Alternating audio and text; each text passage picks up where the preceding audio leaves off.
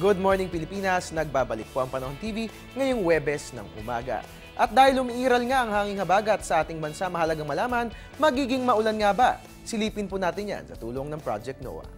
Ayon po sa Project NOAA, para sa ating chances of rain, ayon sa ating color scale, kapag po kulay red, ibig sabihin po niyan, makararanas po tayo ng 70 to 100% chance of rains, o sa makatuwid, magiging maulan po ang ating panahon. Yan nga pong partikular nating mararanasan dito po yan sa atin sa western section ng Luzon, partikular po yan sa Region 3 at dito po sa atin sa NCR. Kapag nga po sinabing mapula mga kababayan, 70 to 100% chance of rains ang ating mararanasan, magiging maulan po. Paghandaan po natin niya, magbitbit po tayo ng ating mga payong. Para maliwanagan, hinggil sa ating Project NOAA, pwedeng bisitahin po yan sa ating website na www.panahon.tv at dyan po mismo ay maa-access nyo yan.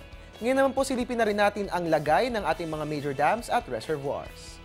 As of 8 p.m. mga kababayan, as of 8 p.m. kagabi, ang Ipo Dam ay nagbukas na ng 2 gates para magpakawala ng tubig. Ang Lamesa Dam naman po ay umaapaw pa rin. Ang Ambuklaw Dam naman ay nagbukas din ng 2 gates to release the waters, ganun din po ang Binga Dam. Samantala ang Magat Dam naman po ay nagsara na po ng kanilang gate. Dahil magiging maulan pa rin po mamaya ay pakaantabayan na natin ang update na ilalabas ng Hydromet Division ng Pag-asa. Alright, and at this point mga kababayan, silipin naman po natin ang world weather by World Meteorological Organization o WMO. And mga kababayan, ngayon naman pupuntahan naman po natin ang emergency hotlines na ating matutunghayan. Dito lamang po yan sa Laging Handa.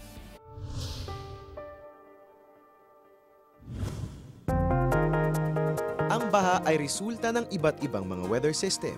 Maaari rin itong epekto ng ilang mga mapaminsalang gawain laban sa kalikasan katulad ng illegal logging at kaingin.